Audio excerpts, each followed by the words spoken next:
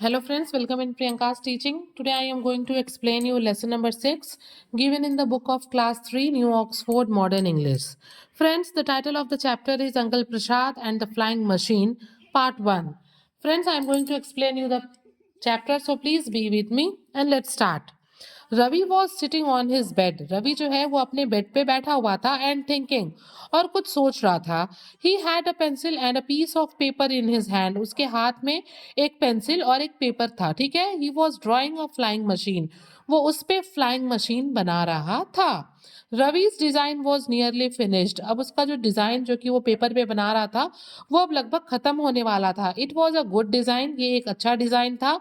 And he was very happy, और रवि जो था वो बहुत खुश भी था। And at moment he had a knock at the front door and ran to see who it was. और तभी क्या होता है, दरवाजे पे कोई खटखटाता है और वो भाग के दरवाजे की तरफ जाता है। Hello uncle Prasad, he cried. और वो जब दरवाजा खोलता है तो देखता है कि वहां कौन खड़ा है, अंकल प्रसाद। तो वो खुशी से चिल्लाता है, हेलो अंकल प्रसाद, कम इन, अंदर आइए, come and C my design, आइए और मेरे डिजाइन को देखिए। Uncle Prasad was old and fat. जो अंकल प्रसाद हैं वो बूढ़े व्यक्ति हैं और मोटे हैं। And had a long moustache and a shiny bald head. उनकी जो मूछ है वो जो है बहुत लंबी है, और उनका जो सर है उस पे बाल नहीं है। तो उनका जो सर है वो चमकता हुआ, जैसे क्या कहते हैं, बेल्ड होता है ना जिसको हम कहते हैं बिना बाल का सिर, जैसे टकला, वो क्या है, चमकता हुआ होता है। Ravi showed him the drawing of his flying machine. Ravi जो है वो अंकल प्रसाद को अपना ड्राइंग दिखाता है जो उसने फ्लाइंग मशीन का बनाया हुआ है। Good drawing said uncle Prasad with a laugh. Uncle Prasad हंसते हुए कहते हैं कि मतलब ये अच्छी ड्राइंग है, बट इट वुडंट फ्लाई, लेकिन ये उड़ नहीं सकता। Why not, asked Ravi. Ravi पूछता है क्यों नहीं उड़ सकता। It's too small said uncle Prasad. Uncle Prasad कहते हैं कि ये बहुत छोटा है।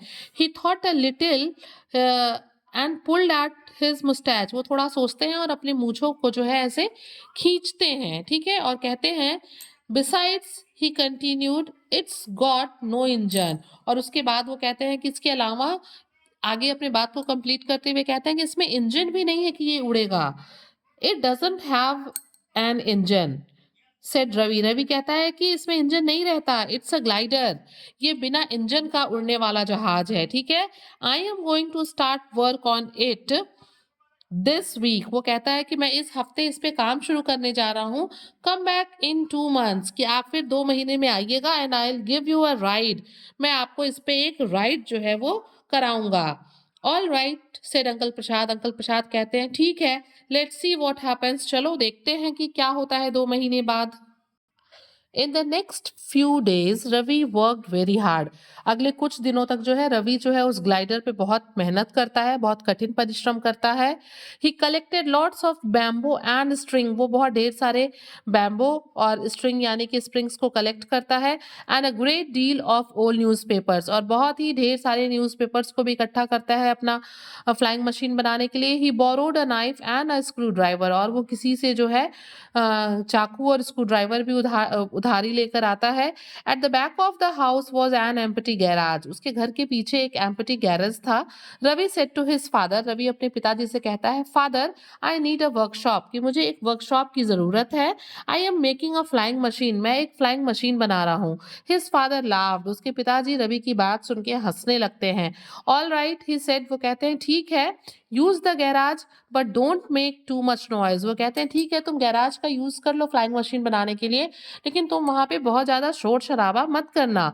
The next day Ravi started work. अगले ही दिन जो रवि है वो अपना काम शुरू कर देता है फ्लाइंग मशीन का। He made the wings of the plane out of bamboo. वो बैम्बो के हेल्प से फ्लाइंग मशीन के विंग्स को बनाता है, उसके साइड के विंग्स, पंखों को बनाता है, ठीक है। He put screws in all the joints. वो जहां जहां पे जॉइंट्स होते हैं, जहां जहां पे बैम्बो एक दूसरे से जुड़े होते हैं, वो उनको जो है स्क्रू से टाइट करता है। And tied them up tightly with strings. और फिर उसको जो है स्ट्रिंग यानी कि स्ट्रिंग लेके धागों से और उसको बहुत टाइटली बांध देता है। Then he covered the wings with sheets of newspaper and fixed some wood beneath the wings. और उसके बाद क्या करता है कि जो उसने जिन बैम्बोज को जिनको ज्वाइन किया था स्क्रू लगा के, जिसे टाइटली स्ट्रिंग से बांधा था, फिर वो उनके ऊपर जो है न्यूज़पेपर का शीट जो है उनके विंग्स पे लगा के उसको कवर कर देता है and fix some wood beneath the wings, और विंग्स के नीचे कुछ लकड़ियों को लगा देता है ताकि वो थोड़ी मजबूत हो जाए। Ravi made a tail plane of bamboo and paper, और उसके बाद वो क्या करता है, बैम्बो और पेपर लेके वो उससे जो है टेल बनाता है प्लेन की। He made a roof of bamboo so that the pilot could turn the tail plane to the right or to the left. फिर वो क्या करता है कि he made a rod of bamboo, वो जो है एक रॉड बनाता है, एक बैम्बो से एक रॉड बनाता है जिससे कि जो पायलट है वो उसमें बैठने के बाद जो tail turn the tail plane to the right और लेफ्ट, उसको जो है लेफ्ट राइट टर्न कर सके।